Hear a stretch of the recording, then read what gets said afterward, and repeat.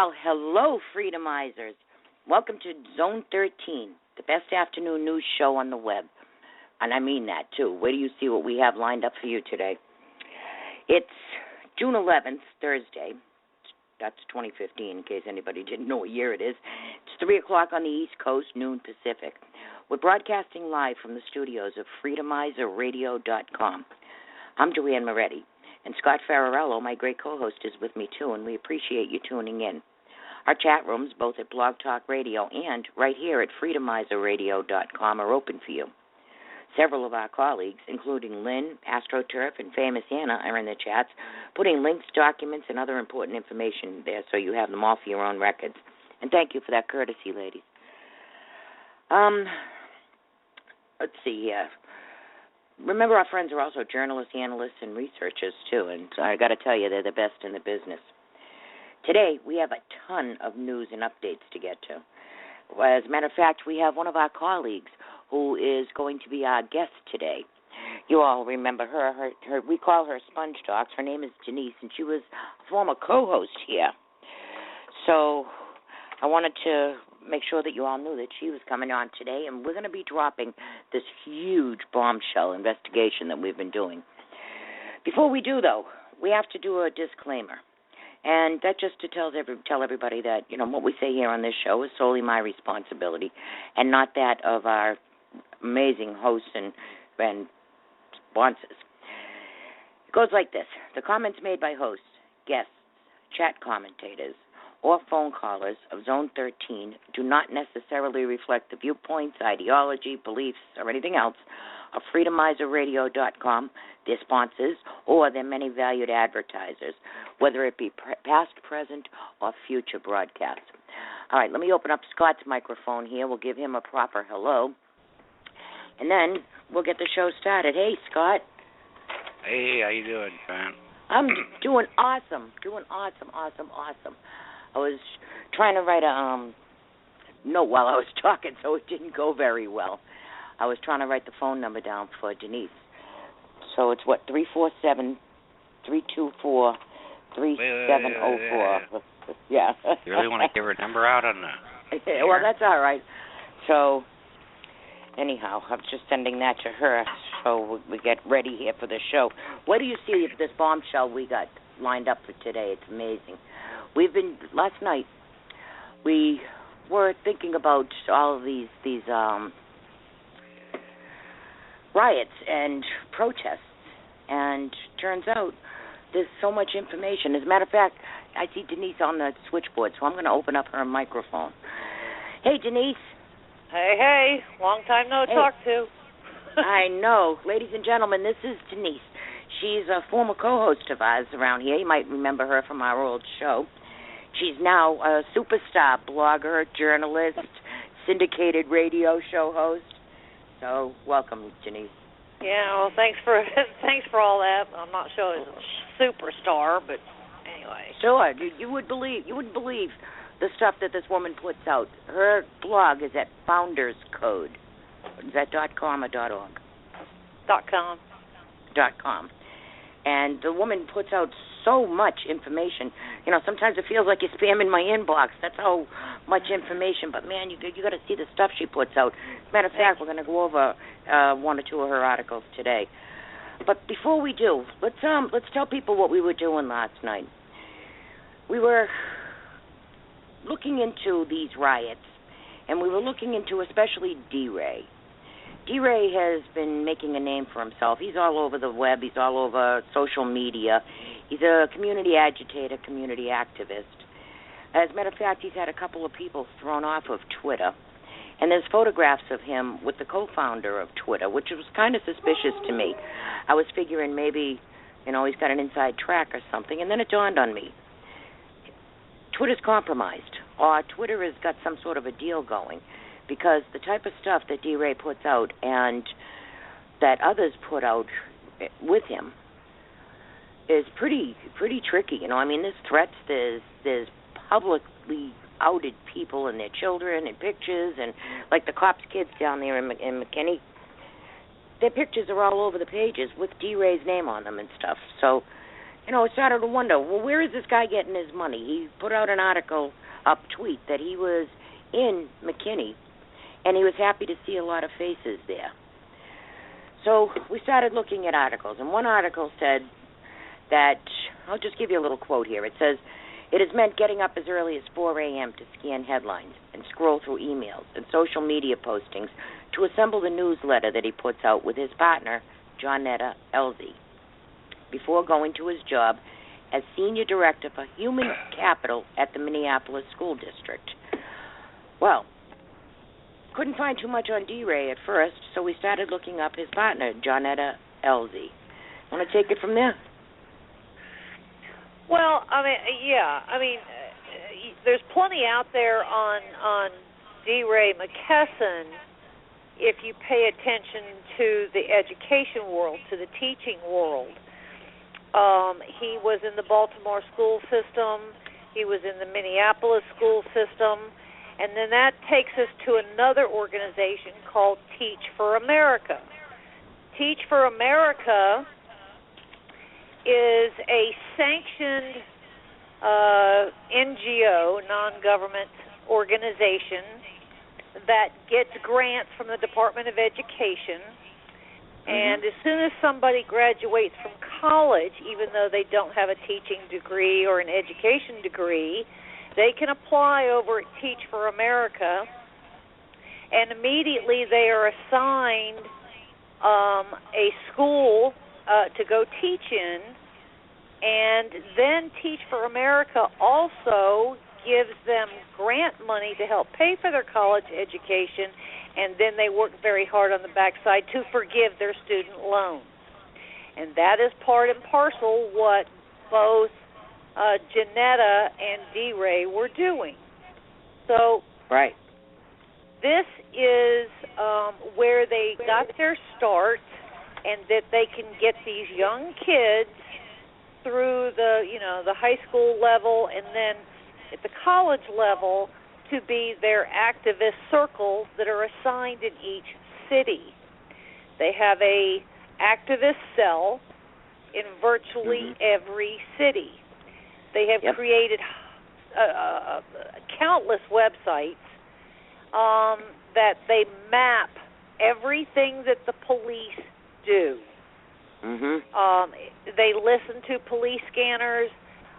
They will show up at a crime scene, and then they start filming.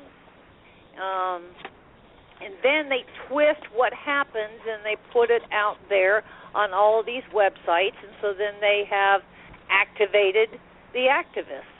And this is where we are. This is why these things happen so fast, as they did in Baltimore, as they did in Ferguson, as they did in McKinney, as they did in New York, and so forth. So this is a well-scripted, well-trained, well-orchestrated operation. Now, little Miss Johnetta also has a fairly important job at Amnesty International. Amnesty International is completely funded by private donations, but one of them is George Soros, and he pours an awful lot of money into them. Now, Amnesty International is very anti-war, very anti-gun, very anti-all of these kinds of things, and they have their respective investigative cells virtually all over the world. So they would necessarily have them in Syria, they would have them in Iraq, they would have them in Libya, they would have them in Lebanon, they would have them in South America, everywhere. And so now you're beginning to see that the network is just huge. So Joanne and I started to see what kind of real connections they would necessarily be. And I personally wanted to take it to the White House. Well, I reported on my blog about a month or so ago, particularly after the Baltimore thing, about the time the Baltimore event happened, that there is a task force that Obama had at his White House last year, and they put out a Phase 1 document in December that nobody would necessarily pay attention to given the time of year, and then they put out their final version, I think, in March, and that is called the White House Task Force on 21st Century Policing. Mm-hmm. So all of those documents and those testimonies are there. Interestingly enough, we have Mr. DeRay McKesson, who took over the social media community outreach committee on the White House 21st Century Task Force. So he was, in fact, there at the White House and gave his testimony, of which I have a copy of. Now, all of this, by the way, is coordinated at the time with the Eric Holder Justice Department, because if you go to my website, you will see that it comes out on the departmentofjustice.gov. So, and it's called the COPS. So, look, these two people, at a minimum, are virtually on the sanctioned payroll and mission team of the Department of Justice and the White House to map all police activity across the country, particularly in major metropolitan cities, and to agitate.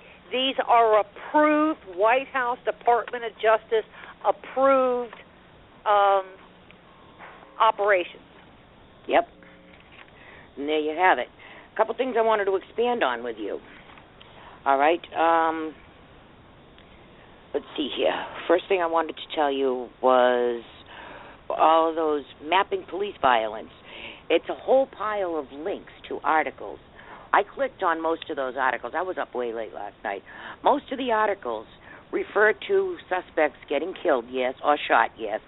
However, the articles read that the suspect had a knife, or the suspect had just killed two people and was shot by police when he pointed the gun at him. I would say, on an average, it was 88% of the perps were armed and a threat to cops or others when they were shot. So even though that they were in a police-involved incident, it wasn't the police, but they got it mapped out so that it looks like the cops, were just running around killing people. All right, now she's talking about Teach for America, too. I don't know if you understand. Teach for America is a sister to AmeriCorps. We've talked about AmeriCorps for a long time. But between 2000 and 2013, researchers at the National Education Policy Center said that TFA's yearly operating expenditures increased 1,930%, from $10 million to $193.5 million tax dollars. Of those expenditures, TFA's annual report shows that about a third of the operating costs are from the public. They rake in millions, too. As a matter of fact, Walmart is one of their big donors. And then the New York Times, who we know is just a rag, well, they said that, McKesson and his social justice warrior partners built the most formidable American protest movement of the 21st century. They didn't bring up how all this money from Civic Leadership Awards, $10,000 from Peter Jennings went to DeRay. And there's another woman who's involved with DeRay. Her name is Brittany Packnett. She's a full-blown communist. And she's credited with putting the Black Lives Matter Twitter hashtag on the map. She's a St. Louis area activist, and she was tapped by Obama to join his federal policing commission that Denise just mentioned, too. So this tells you they got, and then don't forget Holder, when he was shaking down the banks. Instead of putting that $16 billion from Bank of America back into the Treasury, he handed over to Democratic nonprofits, including Acorn, La Raza. He put a bunch of money into AmeriCorps. Remember, he said he was recruiting the illegals, the unaccompanied minors, into AmeriCorps. And AmeriCorps is the sister of Teaching for America. All right, well, go ahead, and then, and I would also, certainly mention that they are all part of the larger DREAM Act and the Dreamer movement. Now, when you heard Marilyn Mosby talk about no justice, no peace, and then all the activists say no justice, no peace, the word is not N-O, justice. The word is really K-N-O-W, justice, K-N-O-W, peace. What's the significance of that? Sorry? What's the significance of the difference between K-N-O-W and N-O? That's really the name of the movement. It's okay. K-N-O-W, justice, K-N-O-W, peace. That is really the name of the movement. Now, on April the 1st, just 2 months ago, at the University of Miami, there was a No Justice, No Peace symposium on race, policing, and social justice in the 21st century. Remember, the 21st century is the White House Task Force. Mm-hmm. At this particular symposium, it included Sabrina Fulton. Now, who is she? Well, she's the mother of Trayvon Martin. Yep. It included Jelani Cobb, and he is a contributor at the New Yorker and an associate professor of history at the University of Connecticut. It also included Janetta Elzie, the Ferguson Protester newsletter. Mm-hmm. And then it included Jaziri X. Now, Jaziri X is a hip-hop artist and activist for an operation called One Hood Media. So you can see that there's no city that's really exempt, major metropolitan city that is exempt from not participating. There's actually now they're spreading out to the suburbs. Yeah, precisely. Well, I mean, McKinney is a major suburb, but the Department of Justice's website has a press release that was dated November the 21st of last year. Mm-hmm. And it is part and parcel to this COPS, the COPS office, and the Justice Department, this is where you can see where they have laid the foundation for this, encourage law enforcement officials in every jurisdiction to work with communities they serve to minimize needless confrontation. Law enforcement officers are stewards of peace and protectors of all people, but above all else, they are custodians of public trust. Now, this is coming from the COPS office director, Ron Davis, and he's actually a former police officer himself.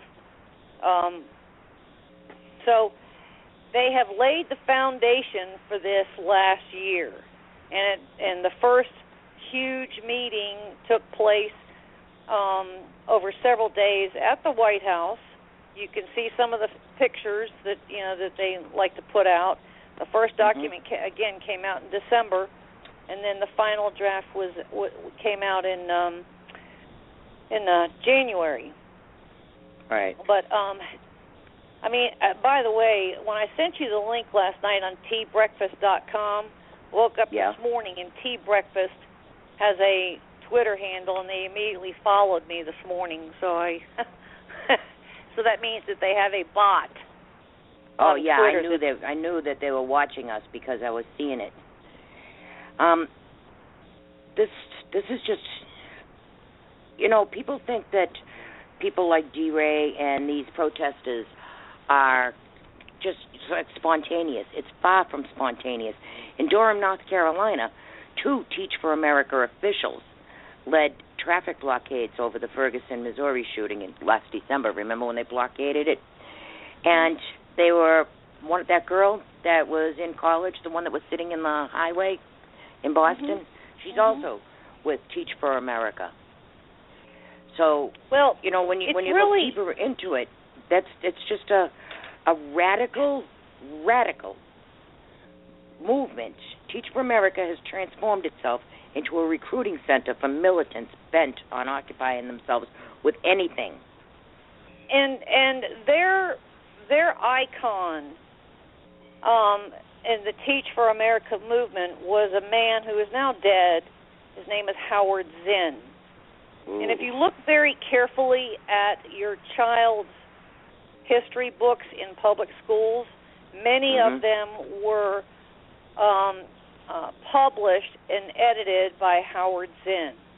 Howard Zinn is a radical. I mean, he's as radical as anybody that was ever out there that had a pen in his hand. Communist. Now, he had a very close relationship with Emma Goldman when he was alive.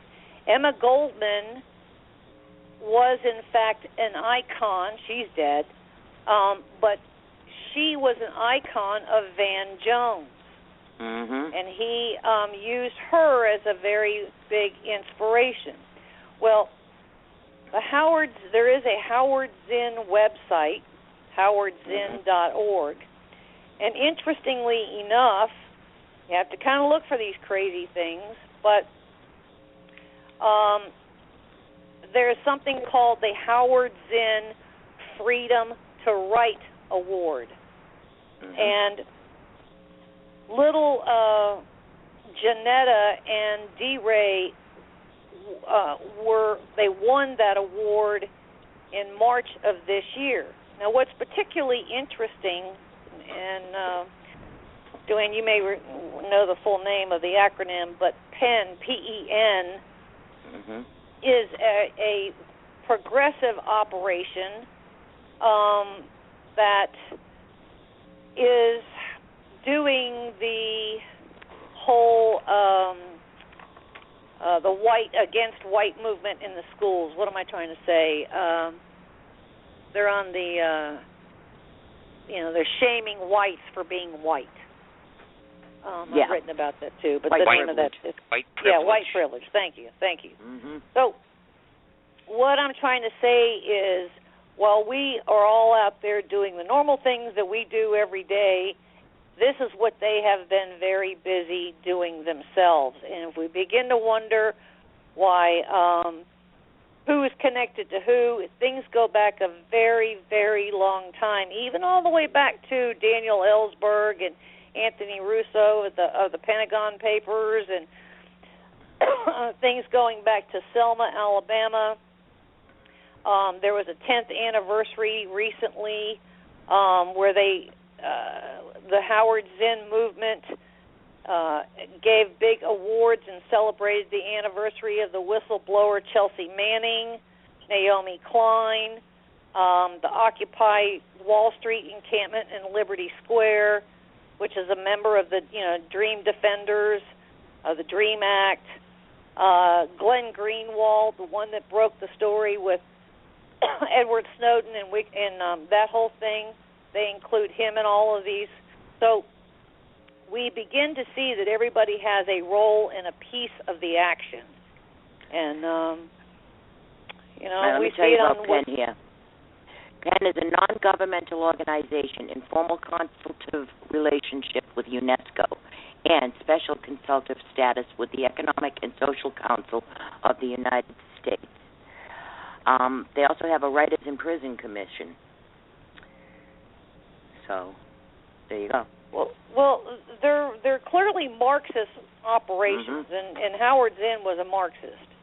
Oh, hell yeah. And Big so, time. if you want to see, take a travel over to the dark side, I would say go visit Howard Zinn, Z-I-N-N, howardzinn.org, and you can travel over to the dark side and see some of these names, and you put in one, you're going to get 50 others, and who's working with who. I mean, there's things out there like the Purple List, the Raven Foundation, teabreakfast.com, hellobeautiful.com, theroot.com, blackvoicesnews.com. I mean, we're consumed with all of this, absolutely consumed with it.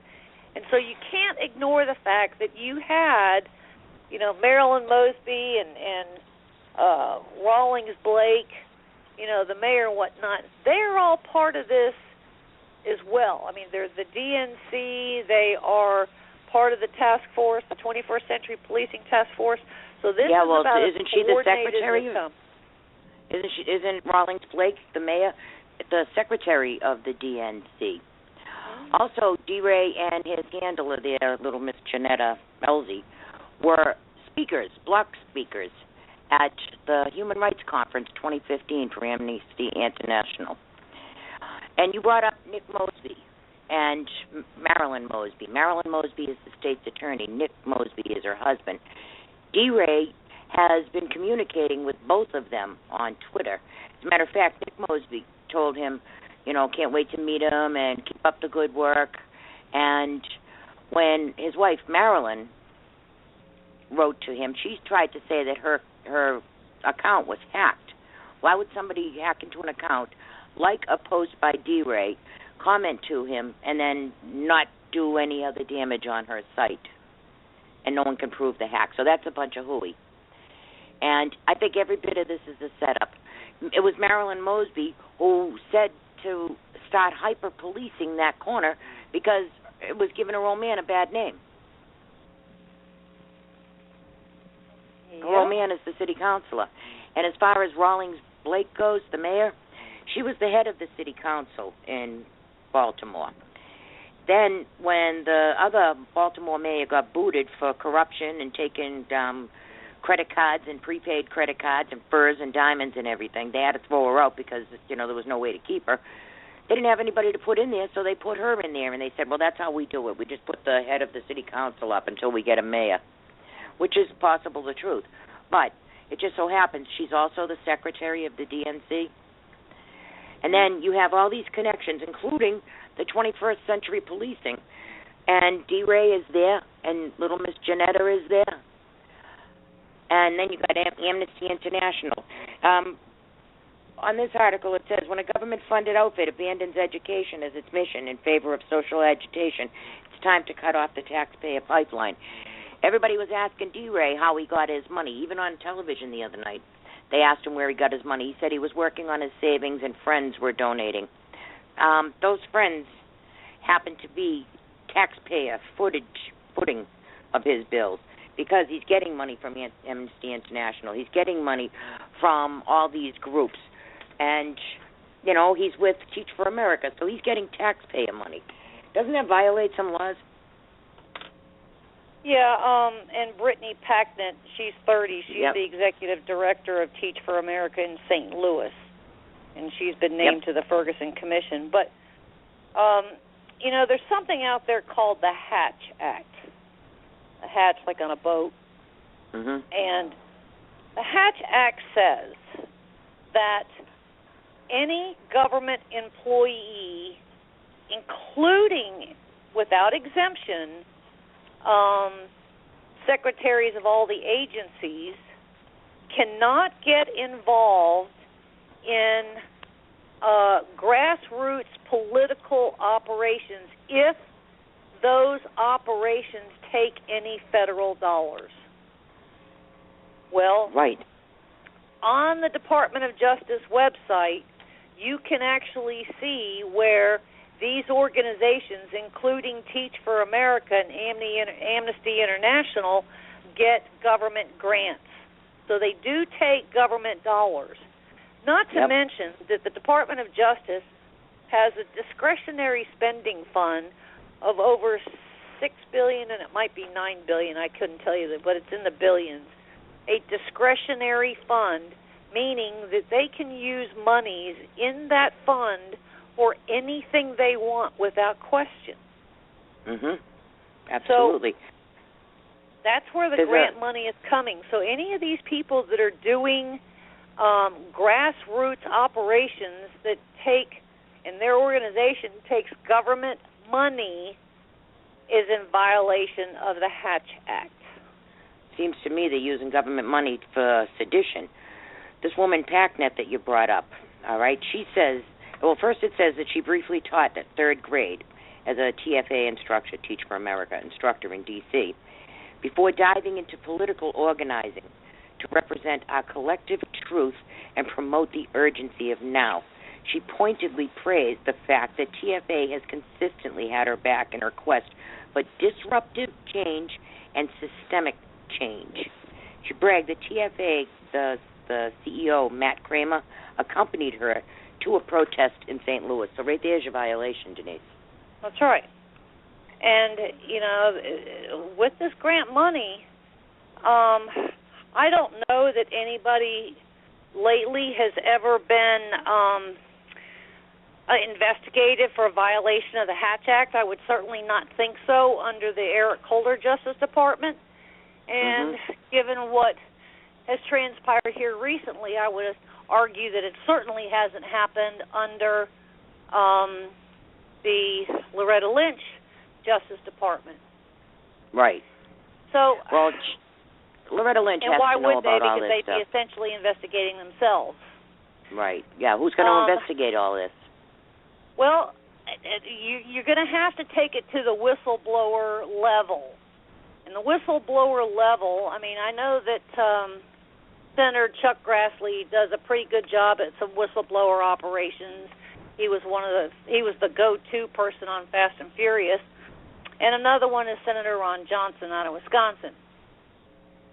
But on the Department of Justice website, going back to the President's Task Force on 21st Century Policing, I'm looking at a document that said the third listening session focused on the topic of technology and social media was held January 31st of 2015 at the University of Cincinnati.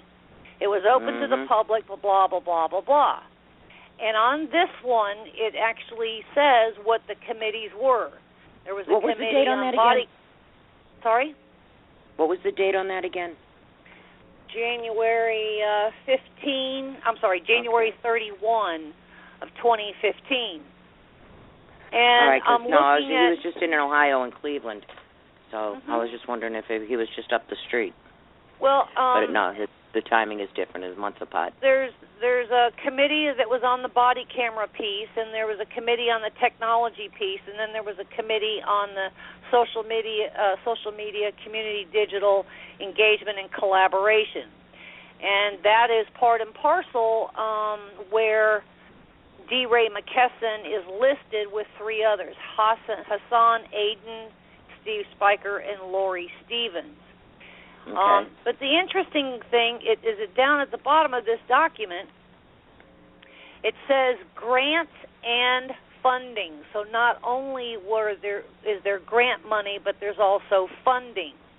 And the funding is list the COPS hiring program, a community policing development program, the coordinated tribal assistance solicitation program, and then the collaborative reform initiative for technical assistance. So that's for applications. For grantees, they had the COPS financial toolkit and the COPS monitoring.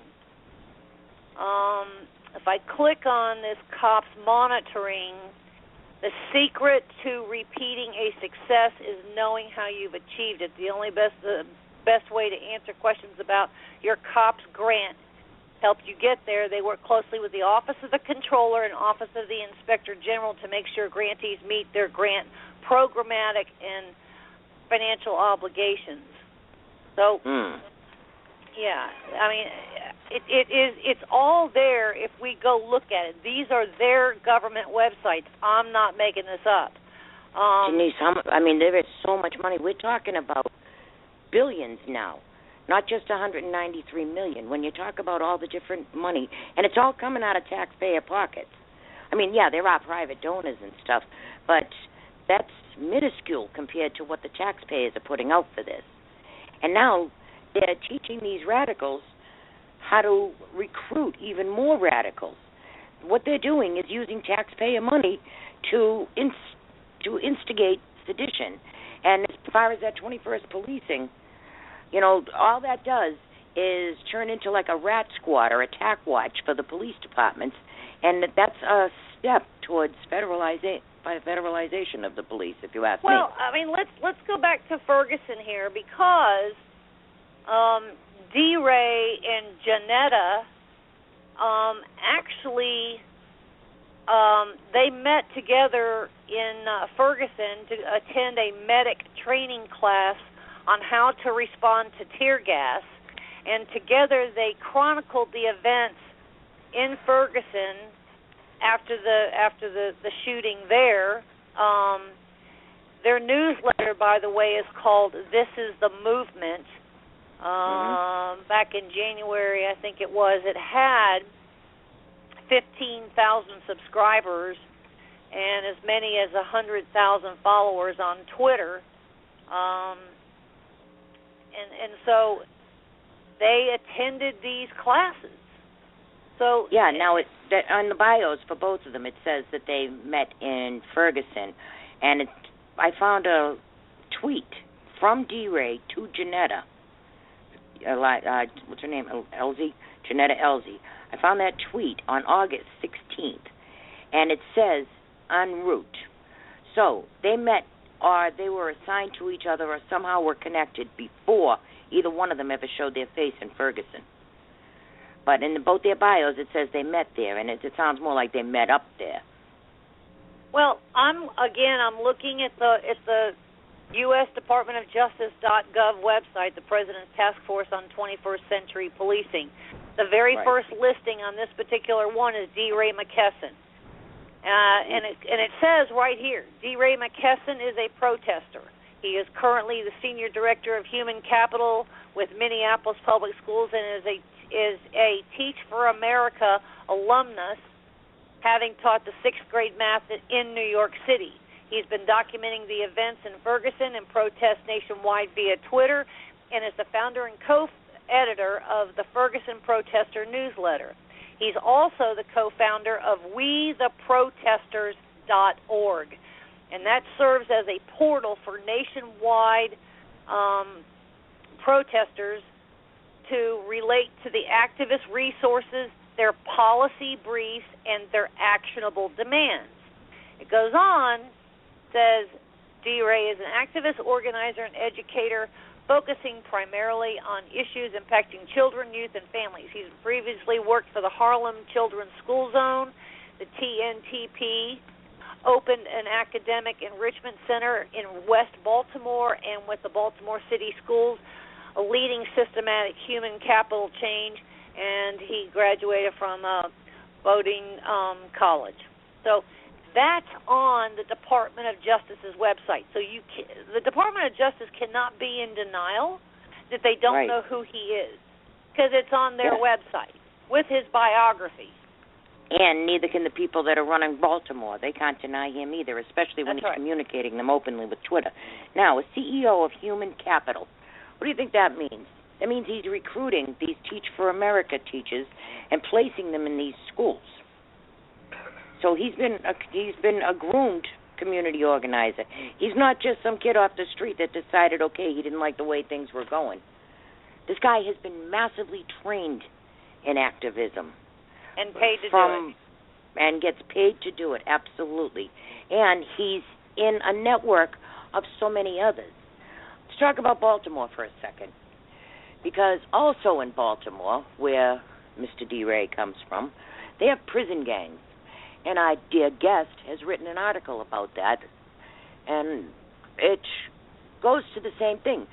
You know, here they are talking all this trash about, you know, white people and cops. In the meantime, they have prison gangs so bad that they had to close their city prison because they couldn't control the gangs. And one guy, who's a Black Guerrilla Family gang member, he impregnated 4 guards. They were sneaking in cell phones and drugs and money and whatever else they needed.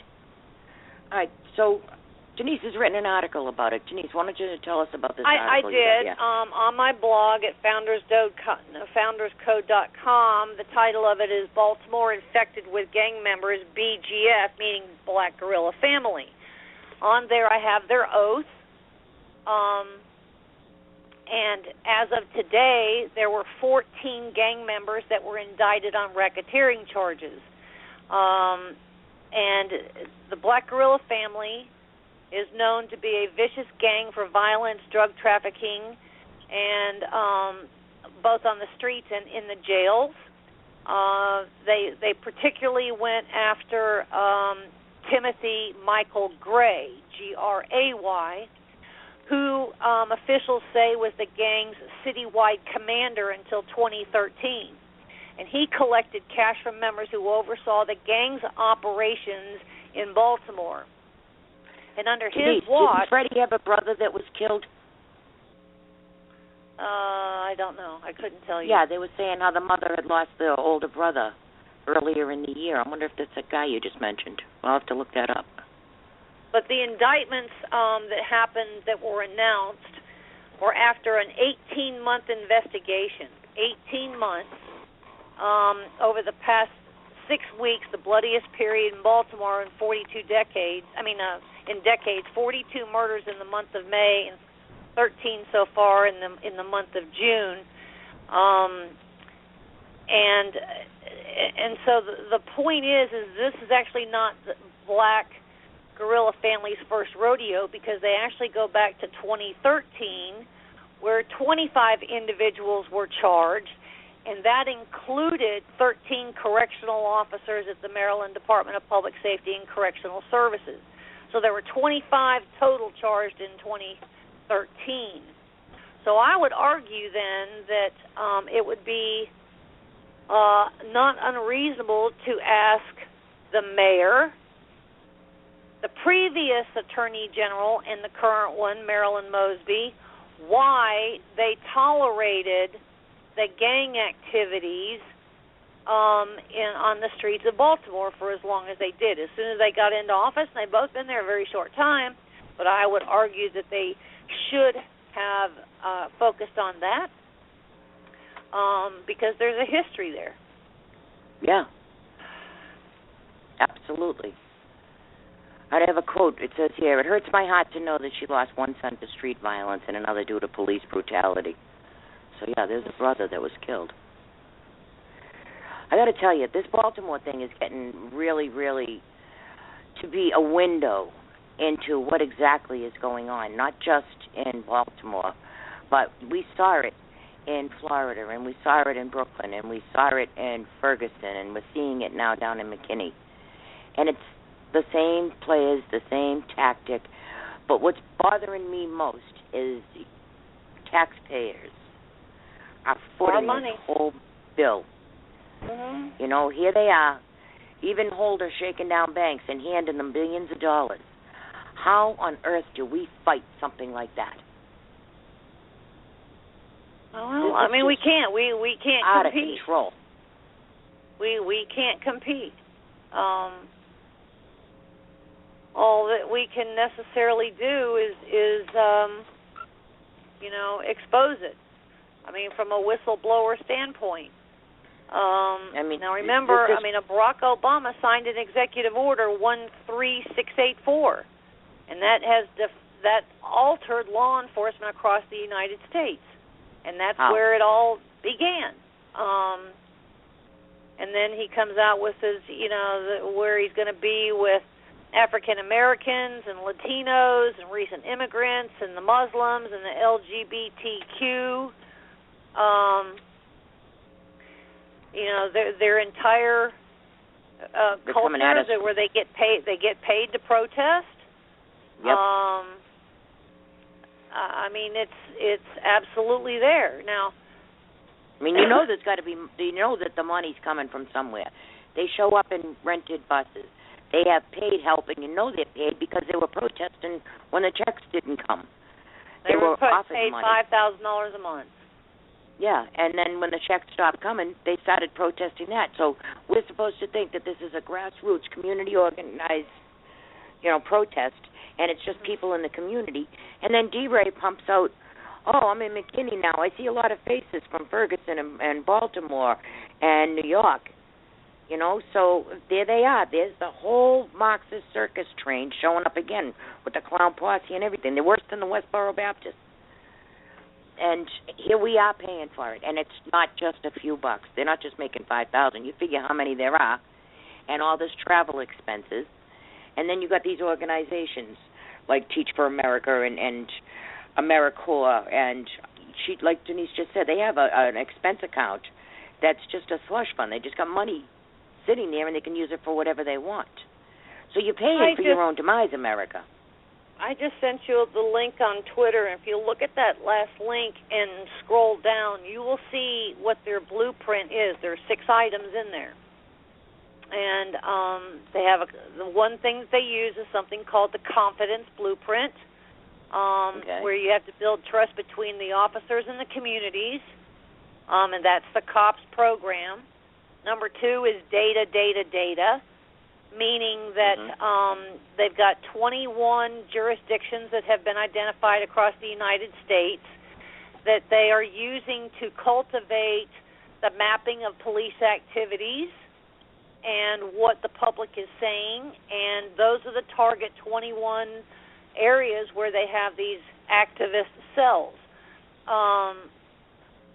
There's $163 million that has been earmarked by the White House through the Department of Justice for grant money for this program.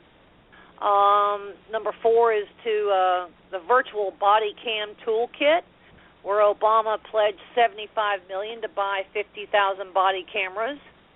And number 5 is bayonets be gone. So that essentially means that the law enforcement has to tone down their uniforms and their equipment, meaning that you can't go out there with, your bayonets or, your grenade launchers or, your militarized gear, when in fact some of those absolutely should have been used when it came to some of these areas. And then he has actually put, since Eric Holder is gone, he's assigned Loretta Lynch to assign her team to watch these 21 jurisdictions, these 21 cities or locations across the country, to pay absolute attention to what's happening there. And didn't they call those promise zones? Yeah, so who's head of that? Well, these are the promise zones, and these promise zones are getting money for these activists. Yeah, and it's at the point now where everything that you see as far as these protests, you should question it. You should look for familiar faces. You should look through the social medias and see who's tweeting about it, because every bit of it is orchestrated. They're rolling up in the buses. They're all getting paid. People like DeRay. DeRay is one of the main characters, and we didn't even know that. We just thought he was just, some other kid off the street or whatever, but he is far from it. He was assigned to this. He enrolled. And he gets paid for this. He absolutely enrolled. It's a job, and he's clearly earning more money doing this than he ever would have being a school teacher in Minneapolis for the 3rd grade. No kidding. Can you imagine him being a school teacher? And they're not even teaching education. They're teaching. So when you go to other training to learn how to deal with tear gas. I gotta say though, there is no reason police need grenades and bayonets and whatever. This isn't a war zone here. We don't have supervillains. It's ridiculous. Well, there might be a little bit of a challenge to that, because remember the police officer that was on the run in Northern California that they ended burned alive? Yeah. Yeah. Because of what he had stashed and he had taken with him? Allegedly. I don't believe anything the mainstream media tells me. Sure, but stories like we can't believe necessarily what the media is going to tell us, but it's also what has been told to the media that was limited, that they couldn't report. So, we can't completely blame all the media, but nonetheless, we do have certain conditions. Now, let's go back to Garland, Texas for a second. Suppose that situation didn't come to pass the way that it did, and you had those 2 fellows from Phoenix that had actually gotten inside the building. Now, what kind of police gear would the police necessarily have needed? You have SWAT teams. I mean, and they're basically the military on steroids anyway. I mean, you know. Well, I was watching a show, and grenade launchers were mentioned, and the person doing the interview said, "Grenade launchers? Wow, what do they need grenade launchers for? Have they ever used them?" And the person that was from the DOJ had said, "Well, no, we don't have any reports of anybody using grenade launchers, but we're just putting them on the list so that no one ever gets the idea to use them." So you got to consider that part too. Those are to get a hold of. I mean, you can't even find those on a black market. Yeah, so there would have to be a government-issued one. Excuses, militarized police, and have everybody. I mean, local cops don't need a bayonet. Well, they don't have. We're not in a They don't war have them zone. either. They don't have any bayonets. I've never seen a cop with a bayonet.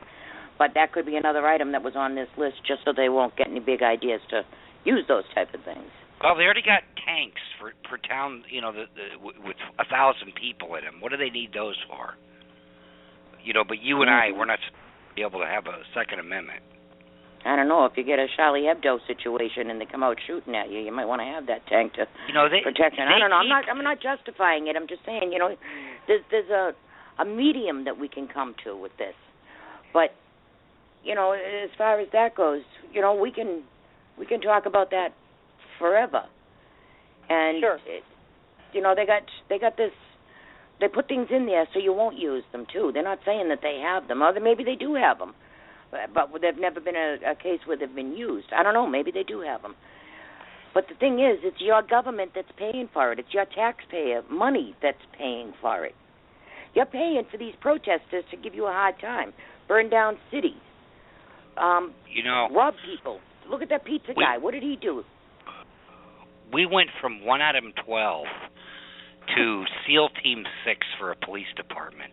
Yeah, and, but no supervillains have been created in the last 40 years.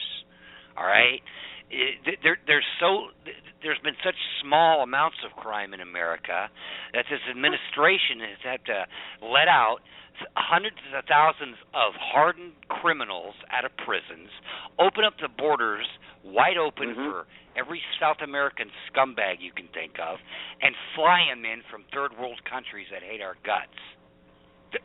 And and it's because this country was pretty peaceful, except for gang areas that every state has.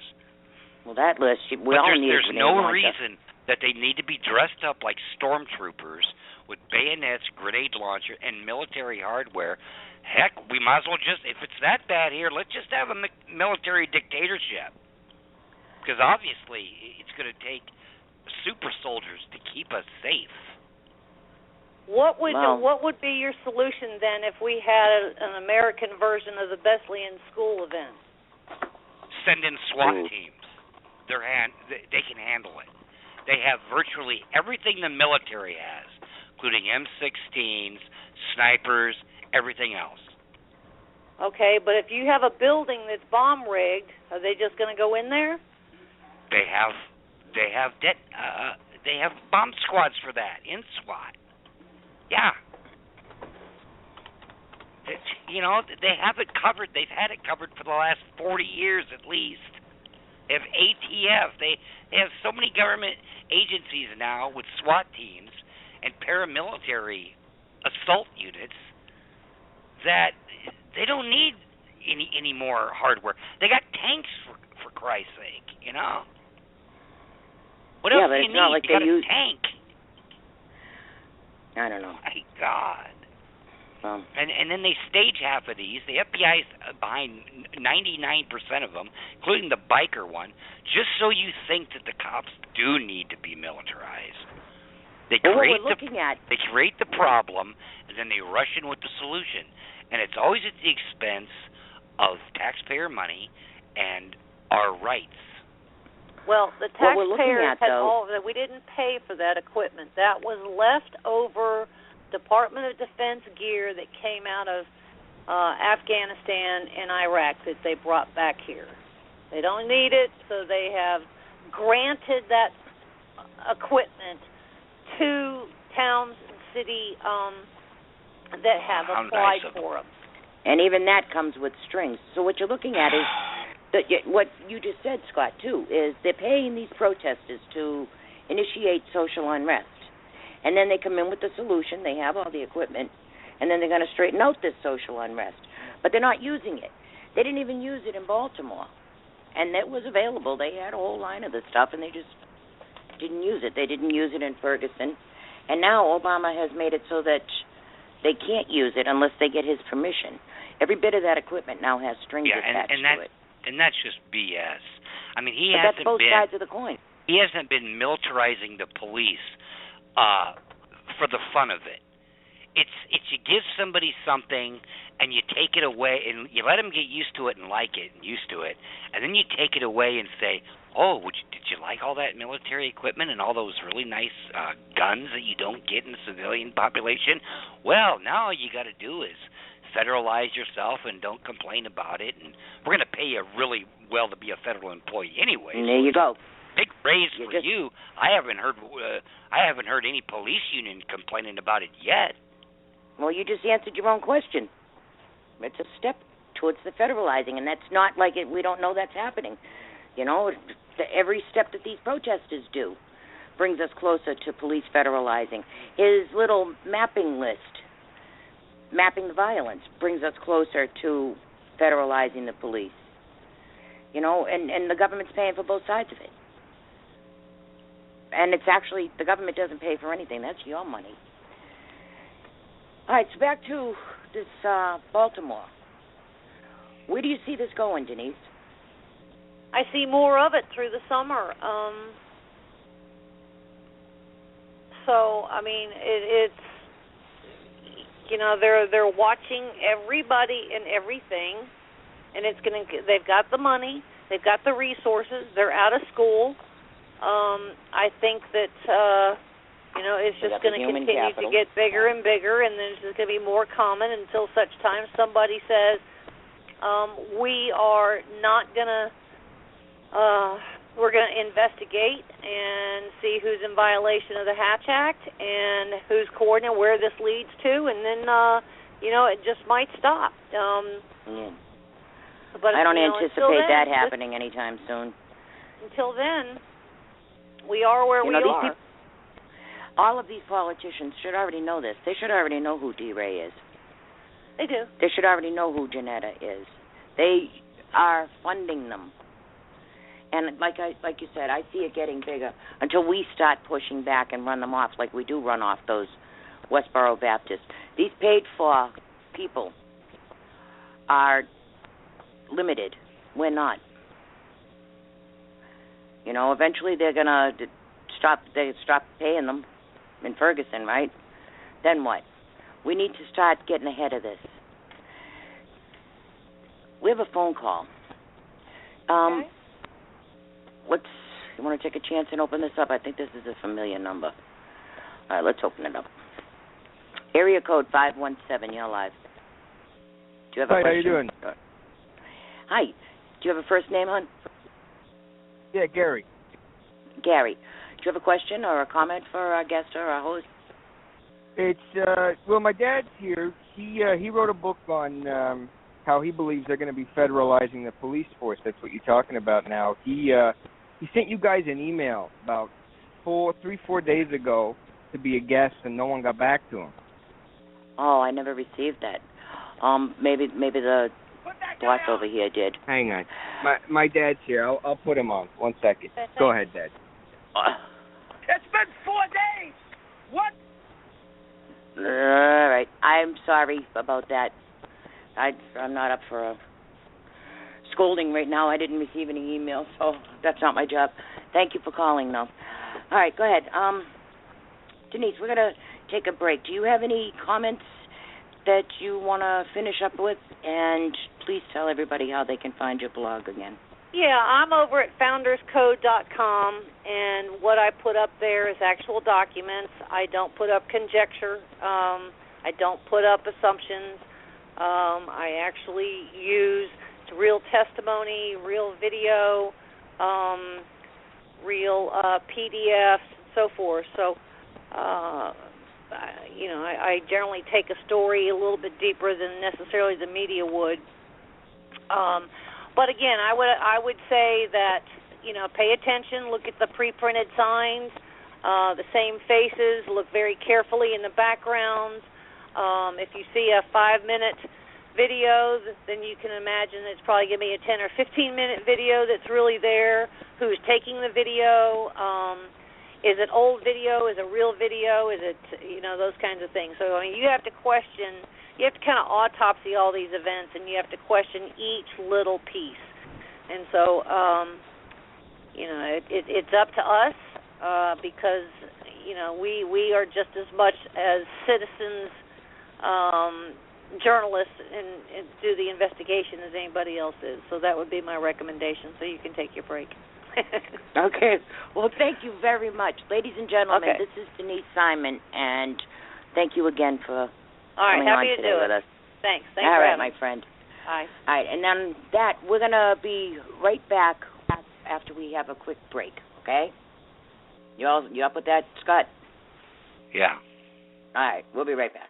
And we just got finished with our guest, Denise Simon, also known as Sponge Docs, who's also a colleague of ours, research partner and all of that. And she, had a lot of great information. We have been working on this investigation.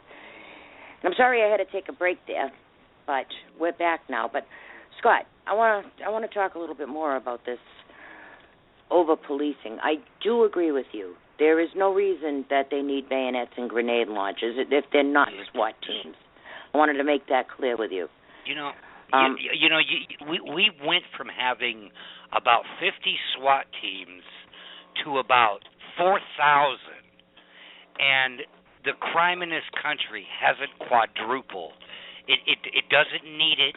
It doesn't want it. And now they're kicking in old ladies' doors, shooting their dogs, and threatening to kill her because she's 2 days late on a light bill.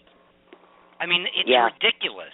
And with the federal government and this administration behind 99% of these so-called situations. Right. I mean, and he comes out and he's going to disarm the police now. Yeah, just like remember he was going to get rid of the Department of Homeland Security unless the Republicans did this or that. Yeah, right. You just made a great point. I mean, you just made a great point too. That the 99% of these big events are federal instigated. They're using our money. Even the shoe guy that was on that plane on Christmas was led onto that plane by a Fed, and that even came out on C-SPAN in front of. Yeah, well, look at these riots. Look at these riots. Committee. Every bit of it is is instigated by the feds, and they're but little boy, groups. we better get militarized police in there because all those crazy black people. Well, let's find out who's instigating they think it's white people setting who's them up community when it's organizing it. Yeah, they're blaming it on white people. I can't believe how quick people are to say, give the cops some more. That sounds to me like Minerva. We talked about Minerva last week. Let's talk about that again. Minerva is a research initiative, and it was announced in 2008 by Secretary of Defense Robert Gates. What they're doing is they're looking into tapping into the community area specialists and university researchers. What they're doing is they're studying us. They're trying to provoke us, and they're trying to push us to our limit. This Minerva initiative is with all actually the Ivy League colleges and stuff. What they're doing, it's the study of people, and they want to find our breaking point. So, like Scott just said, they're initiating all of this craziness, and they're then coming in with the solution. There's a method to that madness. There's a reason they're doing that. They want you to feel insecure. They want you running to the government for help. Please, please help us. We're scared. They tell us everything is for security. Well, look at the Department of Homeland Security. They couldn't find a bomb with a map. They can find shampoo. Yeah. I mean, TSA. That's part of Homeland Security. Homeland Security doesn't mean what they think it means. Well, because DHS, they have a wide open border. They're an no immigration processing facility. Yes, the agency that was supposed to keep us secure is the one that's making us insecure. They're purposely losing badges and uniforms and turning their back on these alleged bombs. They'll stop a little old lady with a money belt. At the border, they're not stopping anybody. They're actually flying them in. They showed a picture the other day of a little girl, cute little girl, had 3 or 4 shirts on, nice and clean clothes and stuff. They said that now they got more unaccompanied minors. You telling me that 4-year-old baby made it from South America by herself? All that clean. Yeah, well, must be a child prodigy. We are a sneeze away from a military dictatorship here. Okay? Yeah. And now putting with, all the markers in place. That's also with part of razor Minerva. wire and Walmarts and FEMA camps and everything else, train loads and train loads and train loads and truckloads of tanks and Humvees and everything else. Everything that used to be in Iraq and Afghanistan is now in your backyard. Don't you feel safe? Well, they're militarizing the police because Obama told us he was going to do it. He told us that he wanted a civilian security force that was equally funded and equally trained as the military. He can't use the military on U.S. soil except in the event of an uprising or national emergency. Now, these cops that he's federalizing are going to give him a standing army on U.S. soil of civilians. That's true. And he told us he was going to do it. They always tell us that. Yeah, the Jade Helm thing is to put assets in place. We're expecting a big crash in the economy by the end of September, by the end of the year, but most likely around the end of September. There's a whole bunch of indicators going on. On September 25th, there's a meeting at the UN. The Pope is even going to be at the meeting. All these G7 people are all going to be at this meeting. And what the meeting is for is to transfer us off the U.S. dollar as the world's reserve currency and put us on a basket of currency with the Chinese renminbi coming out on top as the reserve currency.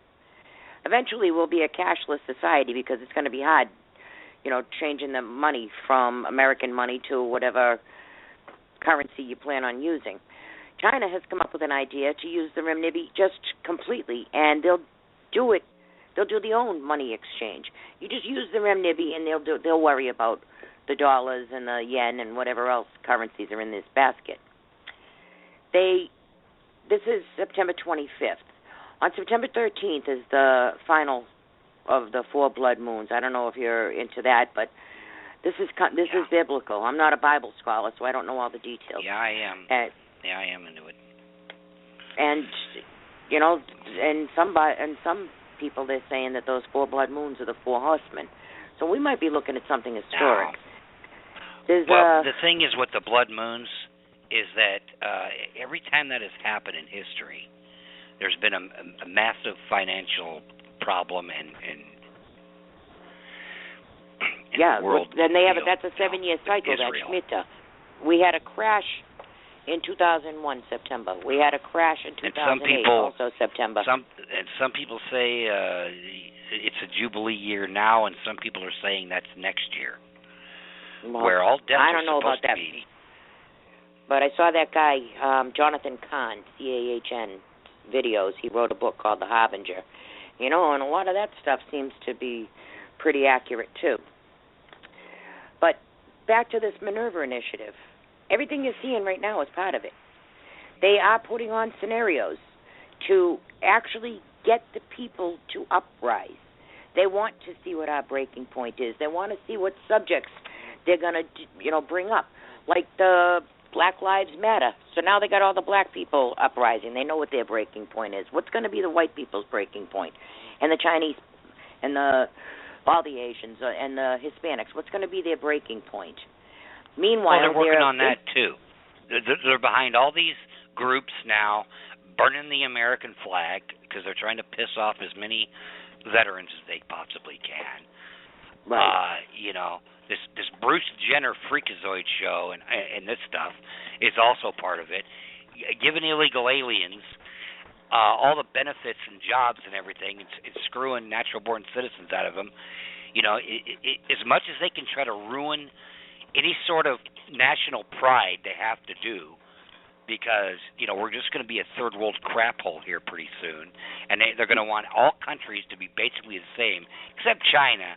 They're going to be the new kids on the block, and they're going to be living like kings, but, you know.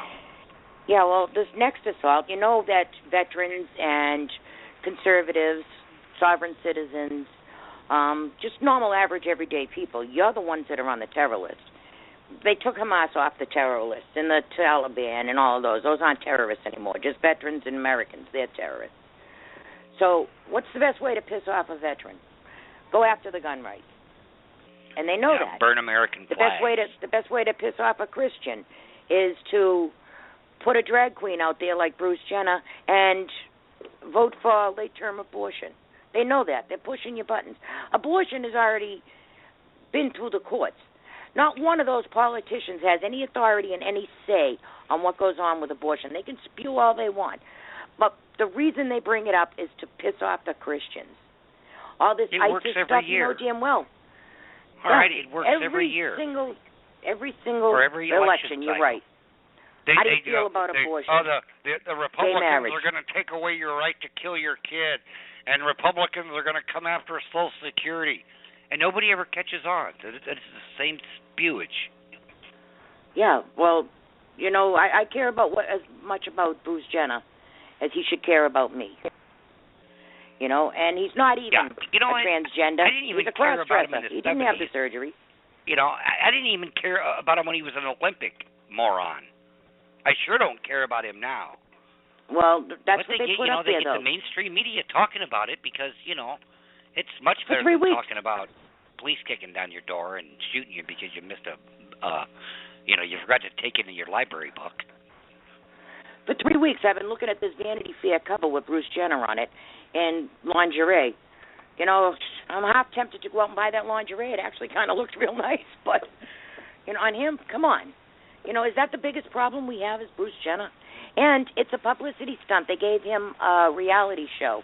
And he's always associated with the Kardashians. Every 2 weeks they put out another, you know, worthless celebrity story to follow. They don't want us digging into. They don't want us digging into their business and finding these facts. There is no mainstream news anymore. It's all entertainment tonight. Absolutely. And they might throw in, you know, a story here or there if it doesn't rattle anybody's cage. There's no more, you know, the only investigative journalists there are anymore are people like you, you know, your guest there, James O'Keefe, people like that. It's all just citizen journalists, the same ones that Dianne Frankenfeinstein wants to make illegal to have a blog or a talk show. Right.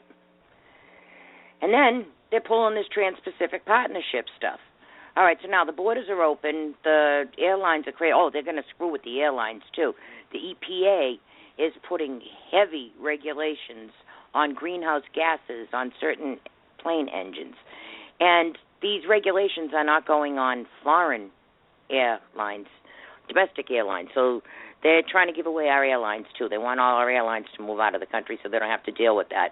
They're systemically taking the country down. They're destroying our economy. They're destroying our culture. They're selling off our ports to the Arabs and the Chinese. They are selling off our farmland to Monsanto. They're screwing with our water. They're selling water out of the Great Lakes for China. But they're dehydrating people in California. They have this depopulation thing going on that actually they sent Jerry Brown out to announce yesterday. I don't know if you saw that, but he's worried about population now. There's too many people and not enough water, so he put that out there. And then they approved assisted suicide there, so they're going to kill off at least 1,000 people a year with that, they're thinking. Then you got this Trans-Pacific Partnership. This is all done by lobbyists for big, huge corporations, global corporations. The global corporations don't care who does the work as long as they get the good deal. Now, This involves everything from your job to immigration. It's unlimited immigration with these corporations. You don't need an immigration policy anymore for the United States, because if a corporation feels like they're going to bring employees over from whatever country they feel like it, they're allowed to do that. This Trans-Pacific Partnership is just one deal. There's another one right behind it. And that's even worse.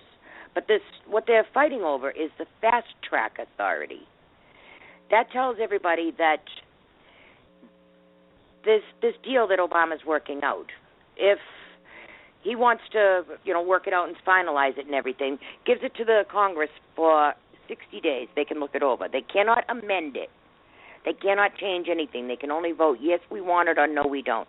There has never been a treaty that has had fast-track authority that was not approved. What else this does is it gives them fast-track authority for the next 6 years.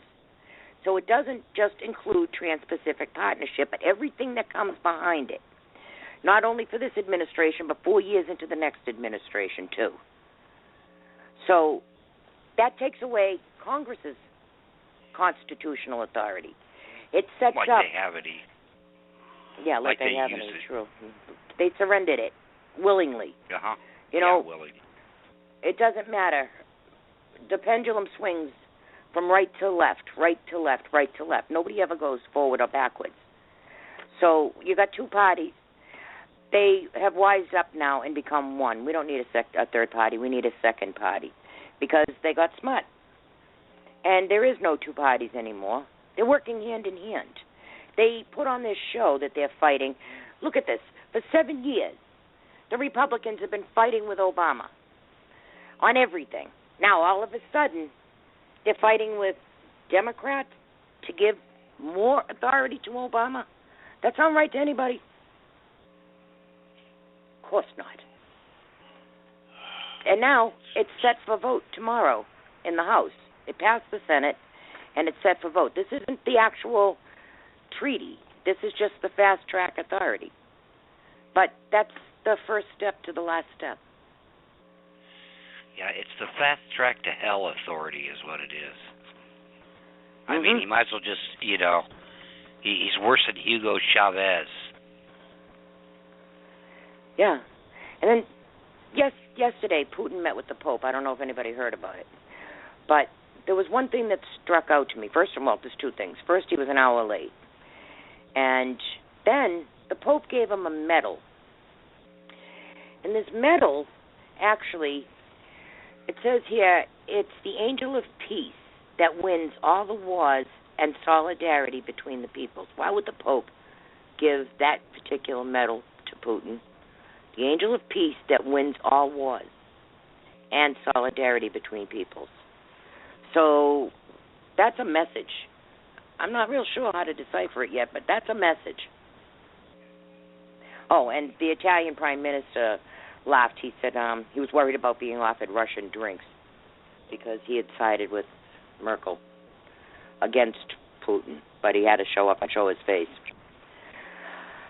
I don't know what else to say to people. I'm scared to death, actually. They got this Jade Helm thing. Jade Helm is just putting assets in place. They are the military, yes, they are, but they're also involving the local police departments and local communities and community leaders. So it's getting real out there, folks. And it's not just Jade Helm. There's operations going on in every single state. They're not named Jade Helm. They got their own little names, but they're identical programs. If you look up in Flint, Michigan, they're having an exercise now. They ended up damaging a building, too. But the building belonged to a major Democrat donor, so you can see the nepotism and connections there. Where do we go from here? Even the protesters are not real. Everything you're looking at is fake. It's like we're a real-life Truman Show here. Yeah, it is. It is, and the last thing we need is more militarized police for these fake things. I mean, it's insane. They're telling you they're going to cut it back, but in the meantime, they're putting other military assets They're in not place. going to cut it back. It's just, everything he says is a lie anyway, unless it totally sucks, and then you can pretty much bank on it. But anything he says that doesn't suck is a lie. And then the biggest thing... Republicans don't do this or that. Well, we'll just have to shut down the Department of Homeland Security, and then won't you be terrified? And I'm going, oh, please do. Save a couple $1 trillion right there. They're going to shut down the Department of Homeland Security. What security shut that has down? That department? He quit playing golf before he shut down that agency, okay? Yeah, well, like I said, what security has that agency ever provided? None. The border's wide open. Not only is the border wide open, but Denise told you they got a slush fund. They're using that money along with the Catholics and the Lutherans.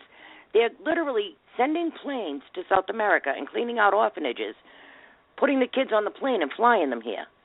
Everybody complained about the border, so now they're not even bothering with the border. They're flying right over it. They're flying in Muslims at a rate, they're 60,000 a year. And those came from the UN. The UN supposedly vetted them.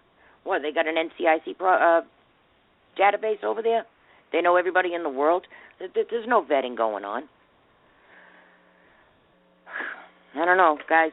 Good luck. We're coming back next Thursday with more. Anything you want to say before we close the show? No, that's it for me. Good night, everybody. Well, say good night, everybody. Yep, that was my next thing. All right, folks, that's all the time we have for today. Thank you all for tuning in to Zone 13. To everybody who's listening, to all colleagues, thank you so much. Denise, we appreciate you very, very much. Thank you for coming on. And as always, a very special thank you to Scott Ferrarello, my awesome co-host. Stay tuned to freedomizerradio.com all week. We do broadcast 24/7. And you wouldn't believe how wonderful the other hosts are.